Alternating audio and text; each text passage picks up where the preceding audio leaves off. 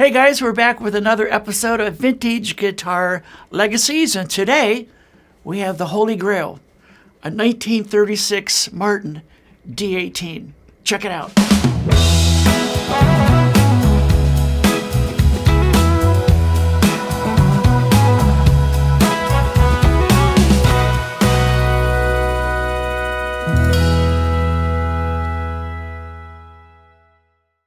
This 1936 Martin D-18 is an absolute museum piece.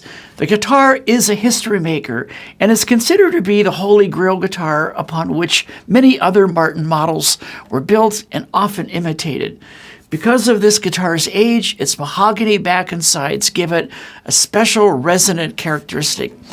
It also features an Adirondack spruce top with the original pickguard, which you can see right here. This guitar is especially unique because of its condition. No cracks, chips, or damage other than some really honest playwear. Previously owned by a blacksmith in North Carolina, the guitar has had only one owner. Thanks to Carter's Vintage Guitar in Nashville, Tennessee, it has made its way to me. The sound from this guitar is best described as having a deep, airy, and resonant voice. The highs have a nearly angelic presence, and it exhibits very much that classic Martin tone. We're very excited to invite my friend Robert Hoke back to our studio to demo and discuss this incredible vintage legacy. Let's check it out.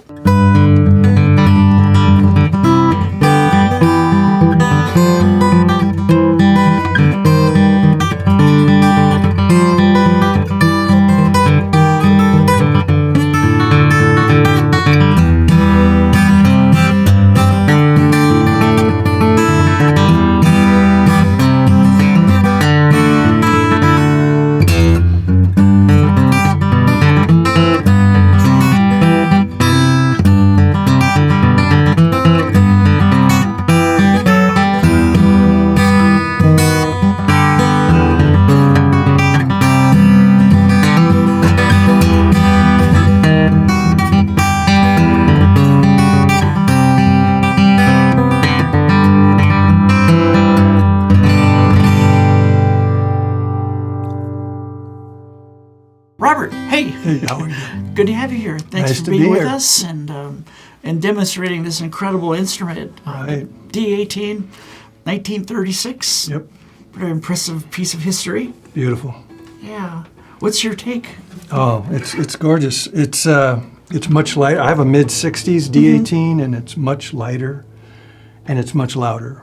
It is loud, isn't it? This has the forward bracing that they stopped in 38, and they moved the bracing more mid for more integrity at the top. And so with these bracing forward, from 35 to 38, they're just really known to be, as they say, cannons. You know, they really cut through. It really does. When you were playing it mix. earlier, I said, my God, it's got this huge voice. It does. But it's even. Yep. On its own or in an ensemble, it just really holds its own beautifully. If you were to describe the Martin tone, how would you explain that to somebody? Why is it Martin different from, I don't know, maybe a Gibson or a Collings? They have a very distinctive voice. They do. Just the wood they use and all, the sustain and the volume. I mean, you know, we can just keep talking now for the next 5 minutes, and this will keep ringing. Yeah. You know, it'll just ring on. Yeah. The last Martin you demoed for us was the D-18E, Right. sitting back here, the Right. quote-unquote Kurt Cobain Martin. Yeah. How would you differentiate? That's a D-18E, Right. but that's a D-18 also. Yeah, but that thing's That's built like a 1959. fortress. It's got all this bracing in there. Yeah. So it's an electric, really a guitar, whereas this is just a pure acoustic gem, you know. It really is lovely.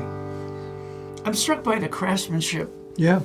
in this. And being a 36, they only made 258 of these in 1936. 258. Right. So 35 to 38 is the sweet spot. You got it right here. Yeah, nailed it. One owner, Yeah. Depression era. Yeah. Yeah. And I was reading also about the spruce that before the Depression era that was Sitka spruce, sourced out of Alaska, the Northwest. But during the Depression, they were using Adirondack spruce. Okay. Now up in upstate New York. So it's more than likely and beautiful mahogany. And we were talking about the neck. I don't think that's been buffed off. I believe that's just amazing good, playwear. honest Playwear on there. There's not a bit of finish on the neck at all. So you said you have a 60s D-18? Yeah, it's like 67, something like that. How would you differentiate? Well, like I said, it's heavier, and it doesn't have near the tone and the sustainability that this thing does. It's in fact, I'm going to go home and just put it away in the closet now. Well, don't even think about trading. Yeah, yeah. Well, my daughter has her eye on it, Yeah, so good. I can't get rid of it. Right. Yeah. Yeah, pretty banged up, but honest wear, As far as I know from the paperwork that came with it, one owner. It's never been, I don't know if it's been refretted or have a neck set on it, but a little bit of wear here in the fretboard. Yeah, the cowboy played a lot chords. in the first position up there, but Right. yeah, I mean, it's just being loved. I think don't you think it like adds to the beauty and the mystique of the instrument? Oh yeah, absolutely. Yeah. Every one of these gouges has a story. Yeah. Like you and I were talking about earlier. Propped up with next to mine. the fireplace, right? And Right. grandkids knock it over. Yeah. No, this has just been played amazingly well, and that's why it sounds so good. It's just really an open guitar. So. What strikes me is that as light and seemingly fragile as that is, it's still very sturdy. Right. I mean, to survive, 1936, Yep. how many years is that? That's like, I don't know, 80-some years? And it doesn't have any cracks. I mean, again, back to mine in the 60s, it's got, I got a crack there, I got a crack there, from smashing it into things. And Yeah. no, this is, the integrity of this instrument seems to be rock solid. The bridge looks rather new, but I don't know if that's been replaced. I'm amazed at how beautiful condition that's in. That This wasn't ebony disclosed is- to you at all about the bridge, because Amazing. it does look incredibly new. I mean, Yeah. And Martins have serial number, and ever since the very first Martin was made, 0001, whatever it was, they've been keeping very, very careful. Probably comes from their German heritage as builders. The records are impeccable. So the serial number here does tell us that this is 1936.